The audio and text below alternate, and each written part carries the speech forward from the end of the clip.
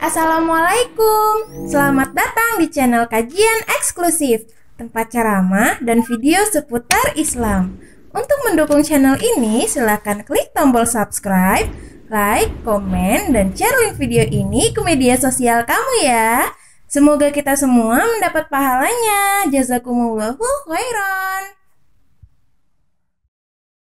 Tentu tidak semua pertanyaan akan terjawab pada malam hari ini. Maka dari itu kami memulai untuk memohon maaf apabila nanti sekiranya ada pertanyaan-pertanyaan yang tak terjawab. Dan yang kedua, kami akan memilih pertanyaan-pertanyaan yang sedikit atau banyak terkait dengan tema pembahasan kita pada malam hari ini. Tadi juga sudah kita rundingkan di belakang untuk sesi tanya jawab. Ustadz Abdul Somad yang pertama.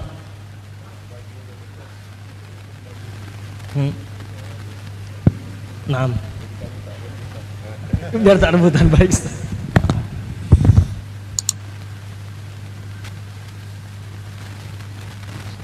Ini tak dulu Ustaz. Tiga dulu Ustaz.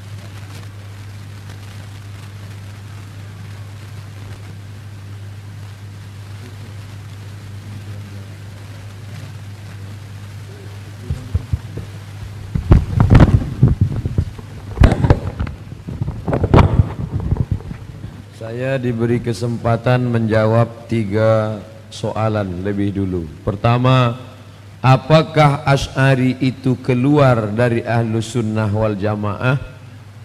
Berarti dia tak menangkap apa yang saya cakap tadi. Ada Khawarij, ada Syiah, ada Murji'ah, ada Khalqil Quran, ada Mujassimah. Datanglah Imam Abul Hasan al-Asy'ari menyusun, membantah itu semua. Maka disebut Asy'ari itu Ahlus Sunnah wal Al-Asy'ariyah hum Ahlus Sunnah wal Jamaah. Man huwal Azhari? Siapa itu Azhari? Yang betul bermanhaj Al-Azhar itu siapa? Kata Syekh Ali Jum'ah, pertama, Asy'ariyul aqidah, akidahnya Asy'ari atau Maturidi. At-tamadhhub bi ahadil madzahibil arba'ah, bermazhab dalam bidang fikih. Itu yang dikatakan Ustaz Azhar Idrus tadi, ikut ulama, bermazhab, ikut ulama. Yang ketiga, dalam berakhlak, bermoral, beretika, mengikut kepada Imam Abu Hamid Al-Ghazali. Mereka yang merumuskannya dalam buku sehingga menjadi sistematis. Mari kembali ke Quran dan Sunnah. Betul, tapi apa kita sanggup? Apa mampu? Datang ulama menyusunnya untuk memudahkan. Ada namanya ulumul hadis, sahih, hasan, dhaif, maudhu, mutawatir, tawatir lafzi, mutawatir nawawi, gharib, aziz, masyhur, munqati, muallaq, mu'dal. Itu tak ada zaman Nabi. Ulama menyusunnya. Nah, dalam bidang ulumul hadis ada, dalam bidang qiraat ada, dalam bidang tafsir ada dalam bidang akidah. Siapa yang paling sistematis menyusun? Imam Abul Hasan al-Asy'ari. Lalu kenapa ada salah satu ustadz terkenal di Indonesia menyebut kaum Asy'ari itu keluar dari Ahlus Sunnah wal Jamaah?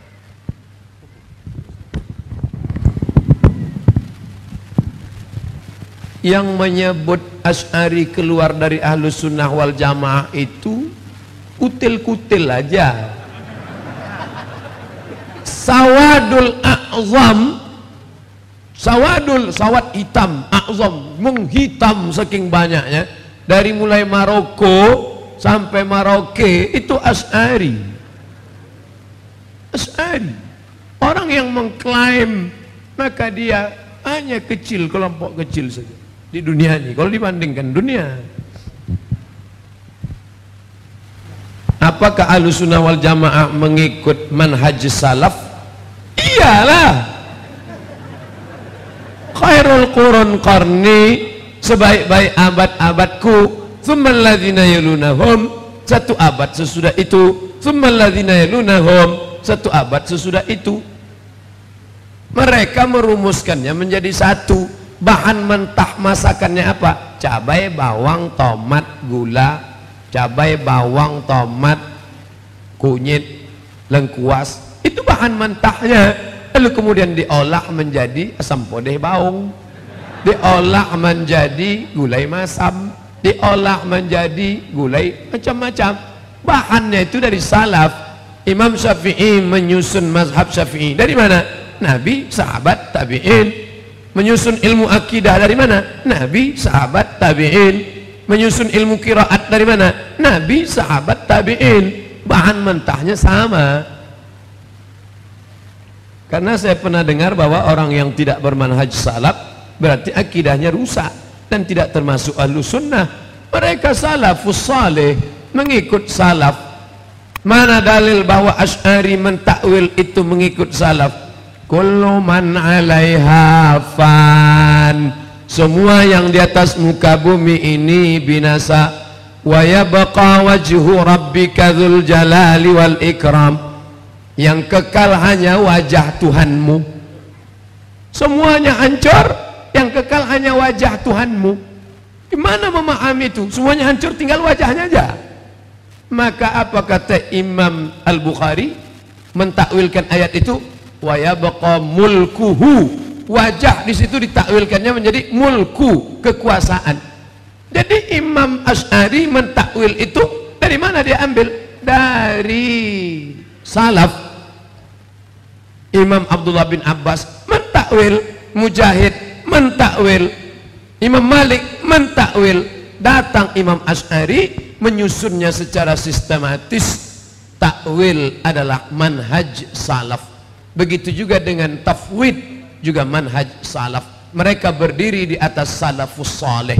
Yang jadi masalah kan kita berhadapan dengan orang hanya kami saja yang salaf, hanya kami saja yang ahlus sunnah, hanya kami saja yang ikut Nabi, hanya kami saja yang benar. Itu salah satu ciri-ciri dari khawarij. Karena khawarij dia katakan inil hukmu illa lillah, hanya hukum Allah. Sahabat Nabi pun dia kafirkan. Embrio khawarij. Makanya Syekh Abu Karimah dari Al-Azhar menulis Khawarijul Ummah.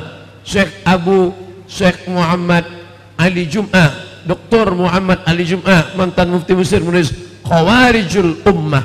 Masih ada pemikiran mukhawarij di zaman saat ini. Itu yang kita bahas dari tadi. Bagaimana cara menghadapi, bersikap dengan orang yang sikit-sikit bid'ah, sikit-sikit bid'ah, sikit-sikit bid'ah. Teruslah mengaji, kaji, baca buku-buku tentang bid'ah, baca tentang bagaimana dhawabit, karakteristik bid'ah, terus mengkaji 37 masalah populer. Saya kaji masalah bid'ah. Kawan kita di Bogor WA ke saya, kami sudah khatam 37, alhamdulillah. Sepekan kami kaji satu masalah, 37 pekan khatam buku itu. Bayangkan. Mohon maaf Ustaz Somad, kami tidak bisa datang ke Az-Zikra waktu Ustaz di tempat Ustaz Arifin Ilham. Kenapa? Karena kami sedang menghatamkan 37 masalah populer. Dia sudah khatam, saya belum mulai lagi. Mereka sudah khatam, mereka kaji. Kemarin ada dari Malaysia salah satu pesantren pondok mengirimkan dengan murid-muridnya, kami sedang membaca 37, tolong Ustaz berikan kami ijazah. Saya langsung ajaztukum bihadzal kitab, aku ijazahkan kitab ini untuk kalian pelajari melalui WhatsApp. Terus mengaji. Alhamdulillah, kemuliaan besar malam ini kita bersama satu majelis dengan Al-Mukarram.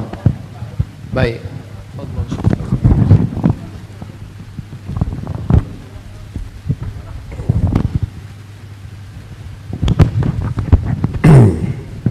Soalan yang diajukan kepada saya ada banyak, dalam 10, tapi maksudnya sama saja.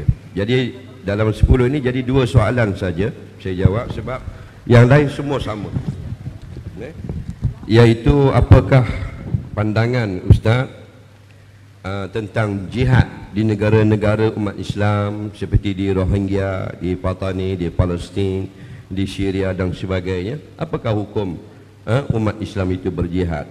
Dan yang kedua, apakah hukumnya orang yang membaca surah Yasin pada masa berlaku kematian? Okey, Dua soalan saja. Nampak banyak, tapi sama. Ada lagi dua, tambah lagi. Saya pakai cermin mata ni bukan tak nampak, stylo.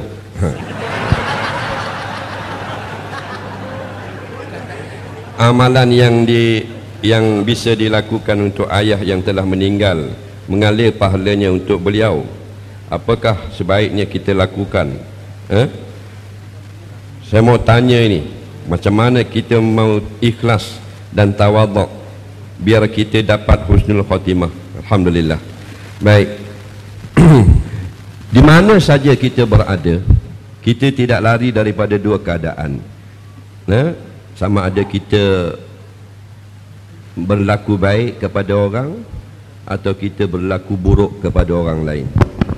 Begitu jugalah dengan sebuah negara, sama ada negara itu dizalimi atau dia yang menzalimi. Allah mengajar kita, apabila ada orang yang susah, kita kena tolong. Kalau dekat dengan kita, fardu ain. Kalau jauh, jadi fardu kifayah.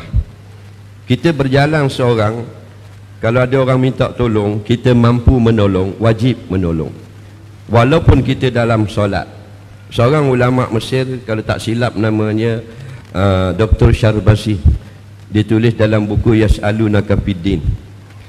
Saya lupa juzuk dia, tuan-tuan cari sendiri. Dia kata kalau kita sedang solat, lepas tu ada orang minta tolong, dia jatuh di dalam air, kita boleh berhenti solat, putuskan solat, tidak haram. Sedangkan solat itu haram kita hentikan bila kita sudah masuk ke dalam solat. Kita hanya jadi halal balik selepas Assalamualaikum. Sebab tu dia panggil takbiratul ihram. Bila kita takbir, kita ahram, kita haramkan dia. Jadi keluar daripada semayang haram. Walaupun haram, ada masanya boleh. Kalau minum air haram. Tu imam Allahu Akbar, minum air dulu, haram. Tapi kalau Allah, minum air dulu, makruh saja kata ulama. Orang yang lemas, kita sedang semayang, Maliki Yaumiddin, tolong, tolong. Kita orang lemas, tak ada orang, kita berhenti semayang. Tak payah katalah sahaja aku berhenti, tak payah. Terus lari, terus lari, tolong dia. Nampak? Itu seorang individu. Apatah lagi jikalau ada negara umat Islam macam Rohingya sekarang. Mereka pun asal daripada Bangladesh, sudah lama berhijrah ke selatan Burma, Myanmar, tapi dizalimi, dibunuh, dibakar, disembelih dan sebagainya. Yang dekat-dekat itu fardu ain, memberi pertolongan, berjihad. Yang jauh-jauh itu fardu kifayah. Apa makna fardu kifayah? Wal fardu ala kulli mukallaf fa iza fa'alahu al-ba'du saqata 'anil bakin. Asalnya semua orang wajib, tetapi bila sebahagian sudah melakukannya, maka gugur kewajipan itu. Jadi kita yang jauh, apa kita dapat? Kita beri sumbangan wang. Macam malam ini sumbangan untuk Rohingya. Dan kita jangan lupa berdoa. Kerana berdoa tak kena wang. Berdoa, orang sakit pun boleh berdoa. Jadi jihad ada yang wajib, ada yang fardu kifayah. Kalau umat Islam di Palestin dibunuh dan sebagainya, dianiaya, wajib berjihad. Tak kira di negara mana pun, hidup itu wajib berjihad bila kita ditindas. Dan jihad itu mengikut konteks negara masing-masing. Kadang-kadang keadaan duduk dalam negara kafir, kita tak boleh nak berjihad macam di Palestin dan sebagainya, mengikut konteks negara itu. Cita-cita untuk membebaskan Islam wajib ada pada semua hati umat Islam. Jadi bantulah umat Islam di mana saja, dan yang umat Islam itu sendiri teruskan jihad dengan berpandukan panduan daripada alim ulama di negara masing-masing. Bukan jihad semata-mata dengan nafsu, dengan amarah, tapi dengan panduan. Yang memandu kita kalau sakit, doktor. Yang memandu kita kalau bawa nak pergi berjalan, yang travel. Kalau yang memandu kita ke akhirat, perkara-perkara Islam adalah alim ulama'nya. Soalan seterusnya iaitulah membaca Yasin pada ketika orang mati. Baca Quran ini tidak mestinya baca kepada orang hidup atau kepada orang mati. Iqra'ul Quran, bacalah Quran. Awak baca seorang-seorang pun turun rahmat, pasti turun rahmat. Baca surat khabar tak turun rahmat.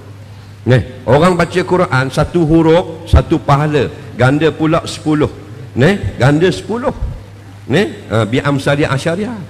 10 kali campur satu, kata ulama 11 satu huruf.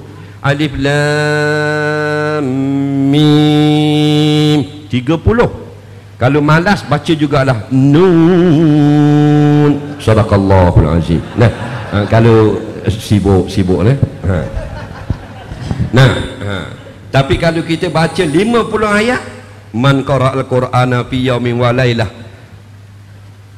lam yuktab minal ghafilin. Barang siapa baca sehari semalam 50 ayat saja, tidak lagi ditulis kalangan orang-orang yang cuai, yang lalai. Baca Quran seorang diri turun rahmat, baca berdua turun rahmat, 2 dapat. Baca di bawah rumah turun rahmat bawah rumah, baca di tepi laut turun rahmat di tepi laut, baca Quran di kubur turun rahmat di kubur. Kita harapkan rahmat itu ditumpang oleh apa yang ada di tempat kita membaca Quran. Almarhum Syekh Ali Jadul Haq disebut dalam kitab dia Fatwa Syar'iyah. Tuan-tuan boleh rujuk sendiri, dia mantan Syekhul Azhar yang lepas. Saya selalu baca buku-buku beliau. Buku-buku yang Ustaz Abdul Samad sebut, buku Syekh Atiyah Saqar, buku-buku apa benda ni Syekh Ali Sabuni, saya suka. Allahu Rabbi. Dulu saya mula-mula belajar, saya mengaji mula-mula kitab tafsir Jalalain dan kitab Safwah Tafsir Ali Sabuni, kemudian Rawa'iul Bayan. Allah pertemukan kami dengan pengarang di atas satu pentas 4 tahun yang lepas. Lepas tu saya baca buku 37 masalah popular, Allah letak pula malam ni dengan Ustaz Abdul Samad. Ini semua kerja Allah Rabbil Alamin, dia yang aturkan pergerakan kita pada alam ini. Allahu Rabbi.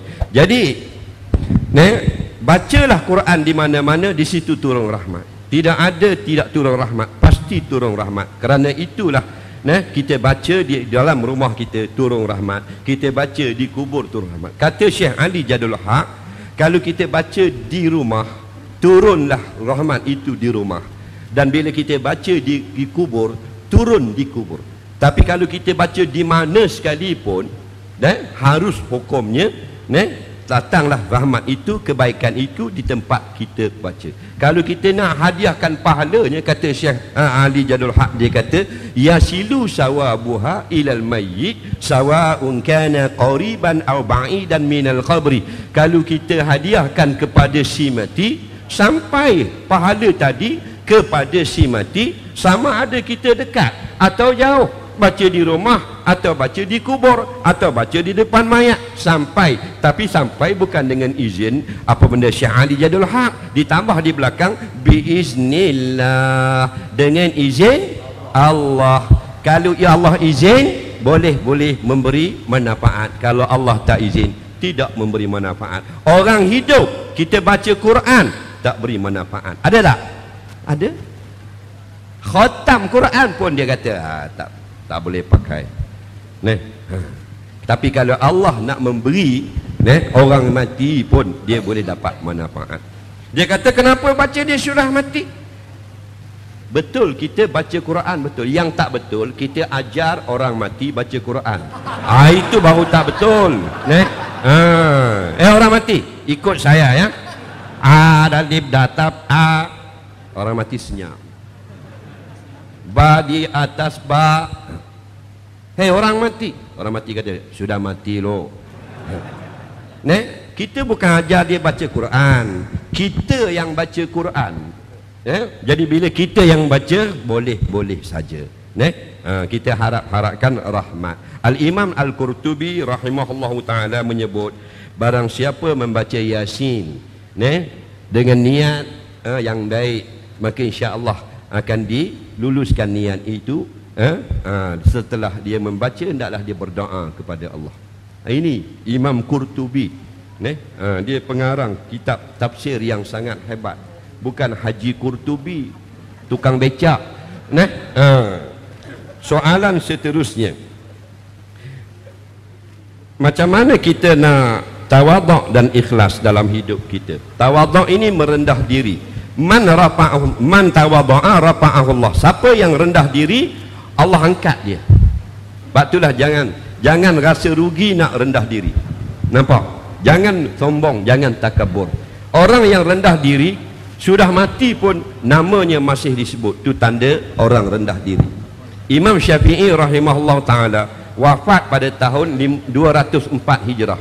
Sudah 1200 tahun meninggalkan kita, betul? Tapi masih lagi disebut orang siang dan malam. Kita belum lagi wafat, sudah tidak disebut orang. Apa lagi kalau meninggal? Nampak? Nah, itu kerana apa? Jangan sombong. Nah, cara nak merendah dirinya, nah, kena ingat, kelebihan orang yang merendah diri, Allah sayang.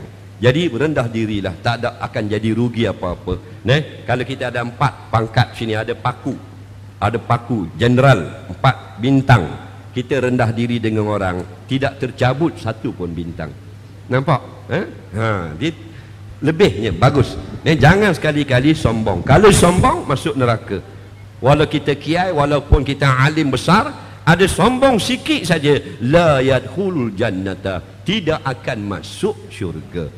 Jadi terus rendah diri. Ikhlas sangat penting. Imam Ghazali gariskan 4 perkara untuk sampai kita kepada Allah Subhanahu Wa Taala. Yang pertama iman, yang kedua ilmu, yang ketiga amal, yang keempat ikhlas. Ikhlas ini janganlah kerana lain. Ajar bila syaitan masuk dalam hati kita, itu orang ramai baca lebih sikit, banyak sikit, ayat Quran panjang sikit, itu orang ramai, itu syaitan. Hati-hati. Pak imam biasanya masjidnya tak ramai, ada 5 orang jemaah. Jadi sudah 8 tahun baca kuliah kulhu. Tiba-tiba ada rombongan 14 buah bas dengan 600 orang mau semayang, tumpang semayang solat maghrib. Syaitan pun pergi kat Pak Imam, takkan baca kuliah belakang ramai, Al-Baqarah 1 kali. Nampak? Imam paling belakang, insya-Allah. Wallazi dapat dipengaruhi oleh syaitan kerana nak menunjukkan suara. Hati-hati. Duduk menyandar dekat tiang ni lepas solat asar, orang sudah balik, relax. Susahnya hidup, wang tak cukup, cakap sorang-sorang. Lepas tu bunyi ramai masuk dalam masjid, mau tumpang solat asar. Syaitan datang, mas, orang ramai dari belakang, keluarkan tasbihmu, tasbih. Kita pun insya-Allah tan subhanallah, subhanallah, subhanallah, subhanallah, subhanallah, subhanallah. Itu hati-hati, jangan. Berdaya syaitan sangat hebat. Syaitan bukan kelas PJ, lebih daripada PhD. Dia pandai. Waktu kadang-kadang dengan kes yang kecil saja kita sudah terikhlas. Di masjid biasa, masjid kadang-kadang di kampung orang hantar makanan, ada berlaku tak? Orang hantar kuih, ada martabak ini martabak. Bila orang mau masuk semayang isyak, orang tengok, ada martabak. Best. Atau martabak, tapi semayang dulu. 40 orang semayang sama imam dengan Bilal. 40 orang semayang. Biasanya yang semayang ba'diyah isyak ada 20 orang, separuh balik. 20 semayang ba'diyah isyak, tapi hari itu istimewa, ada martabak. Nampak? 20 orang ini tak semayang ba'diyah kerana mau makan martabak. Tinggal 3 orang, imam, Bilal dan panitia masjid seorang. Nampak? Tok siap. Yang lain sudah pergi makan, tinggalkan 2 rakaat ba'diyah isyak, rugi. Nampak? Makan punya pasal. Yang 3 ni alhamdulillah terselamat. Semayanglah ba'diyah isyak 3 orang ini. Atau 2 orang dengan Bilal. Tengah-tengah makan, rakaat yang pertama orang ramai duduk makan. Makanlah. Bilal dan Imam dah tak mau. Bilal kata, nanti dulu, aku nanti masih solat lagi ni. Habis dengan Bilal, rosak semayangnya. Tinggal Imam, alhamdulillah terselamat.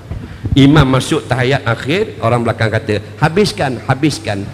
Imam jawab dalam hati, tunggu aku dulu.